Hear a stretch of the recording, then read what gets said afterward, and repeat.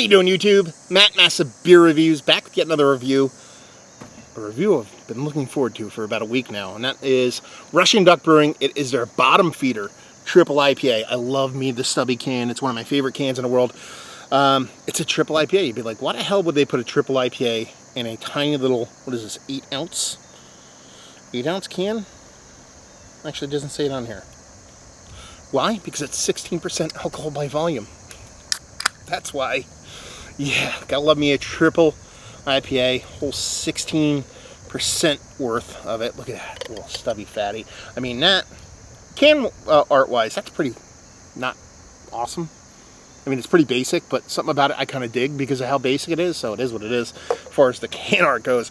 But as far as that looks, I mean, that looks like new school haze, to be perfectly honest with you. It's got that rich kind of hazy color to it. It's not super dark. You're talking about a 16% IPA. You expect them to be throwing a little bit extra malt at it.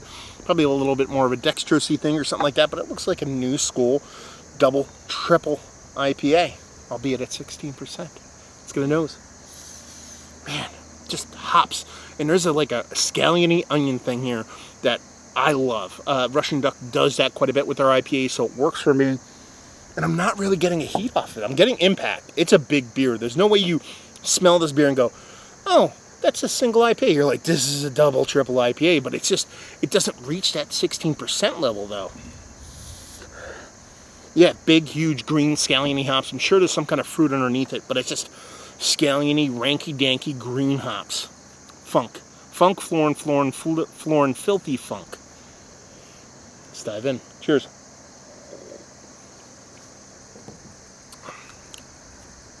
Oh, impactful, man. It does have a pop of heat on it. It's to be expected at 16%, but not nearly as much as you'd expect based off an ABV that high. It is sweet. I don't think there's any way to get to this ABV level without sweetness like this. I actually had when I was driving up, not to segue the video or kind of get off track here, but when I was driving up here with my buddy Keith, we're talking about this beer and we're curious as to how it was going to come out. And I don't know the ins and outs of how the Brut enzyme works in beer, but to keep these beers from getting super sweet, I don't know if anybody's ever done this, and I don't know if it's possible, but you make like a super high ABV batch of this and you split it off and you brute one half of it and let it dry out and then blend it back together. I don't know if the Brut enzyme cuts off at a certain point, and that way you can kind of keep the ABV in the base of the beer, but then kind of knock out a bunch of the sweetness. Anyway, we were kind of like, okay, it's got to be sweet. And it is sweet, but it's not as sweet as you think it would be. It's not any sweeter than a lot of triple IPAs that are already out there. That big, huge ranky onion thing, that leads to forefront, followed closely behind that sweetness.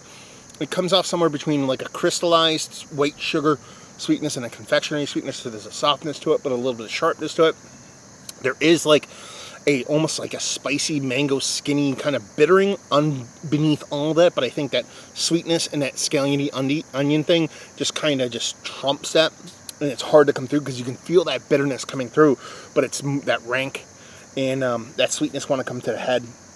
I like it. I think it's fun. It's a novelty beer. Look, it's in a little stubby can. It says do not age on it, which is bullshit. I want to age one of these really bad.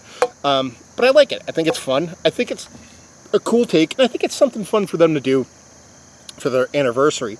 It was their anniversary party they did this for, and it was just fun to have. It was fun to try, and I'm really glad they did it because it kind of is a weird beer, and it reminds me of like a new school aged 120. You know, when you think about 120, when I think about 120, you know, fresh 120s are pretty IPA leaning. Sure, it's more of an American barley wine than anything else, but there is a kind of IPA, a solar vibe to it, even though it gets up in that American barley wine range. That's where this one kind of goes too. Sure, in the grand scheme of things, it's like a hopped up American strong ale, but it's still kind of a hazy at heart. So it's like this version's, this era's, the millennial version of Dogfish 120.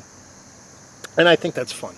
I think that's the whole purpose of beer sometimes, is do fun, kooky stuff that still is interesting and actually thought-provoking and starts a conversation as opposed to just being weird and throwing fucking hot dogs and pizza into a fucking mash tun. You know what I mean? Just actually going core 4 and doing some bonker stuff is a pretty fun exercise, if you will. So yeah, I like it. It's sweet, 16%, no shit. The amount of hops that went into this, I couldn't even imagine because of how rank and crazy this is. It's a fun beer. let's cut to the chase. This is one of the better triple IPAs that I've had as late. It's not even in the same thing, but we'll kind of lump it in there. It's in the conversation. It's not towards the top. There's some that do it better for me, but this is kind of in its own little category. But if I was going to throw it into that one, it's in the conversation. It's eking towards the top, just not towards there, or not in there. Value and availability. They were pricey. I think they're $6 a can. Brewery only, and leave you with, if you like what we like this. If you like new school hazies and you want your 120 version, or if you like 120s and you want to try a hazy version of it. If you like triple IPAs and you just want a bigger impact, both from the hop end and the alcohol end and the sweet end, this is going to do you proper. It'll appeal to the bittering tooth, it'll appeal to the sweet tooth. If you just want fun beer being made by fun breweries that are doing fun things, it's worth picking up.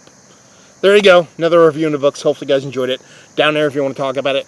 Massive Beers if you want to check me out doing the social media stuff. Beer Massive if you want to check me out doing the whole podcasting thing. And hopefully you guys enjoyed the review. Hopefully enjoying a nice little triple IPA hazy right now. And hopefully see you next time. Cheers.